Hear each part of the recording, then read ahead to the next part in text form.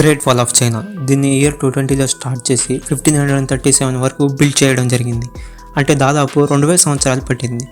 And దీని పొడవు 13,000 miles, అంటే 21,000 కిలోమీటర్లు అనమాట.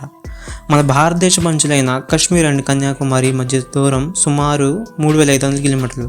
అంటే మనం గ్రేట్ వాల్ ఆఫ్ చైనాని చుట్టి రావాలంటే కాశ్మీర్ టు కన్యాకుమారి 6 సార్లు తిరిగి రావాలన్నమాట. అండ్ ఈ గ్రేట్ వాల్ ఆఫ్ చైనాని మొత్తం కాలినట్టుగా తిరగడానికి 150 డేస్ పైన పడుతుంది. ఈ చైనా వాల్ సున్నప్రాయి కంటే ఎక్కువ బలమైన అండ్ నీటి నిరోధక శక్తి కలిగిన మెటీరియల్తో తయారు చేయబడింది. దీన్ని కట్టడానికి ఒక కాంపోజిట్ మెటీరియల్ వాడారు. అందులో స్టిక్కీ రైస్, అంటే చాలా జిగురుగా అంటుకుపోయేలా ఉండే రైస్, ప్లస్ స్లాక్డ్ లైమ్, అంటే తడి సున్నంలా ఉండే ఒక కెమికల్ని వాడారు.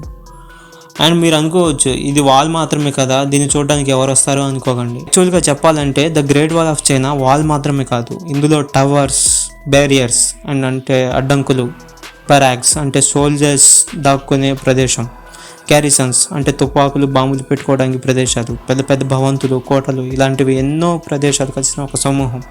ఇప్పటికీ ఇది మంచి టూరిస్ట్ ప్లేస్. దీన్ని చూడడానికి కొన్ని వేల మంది జనాలు వస్తారు.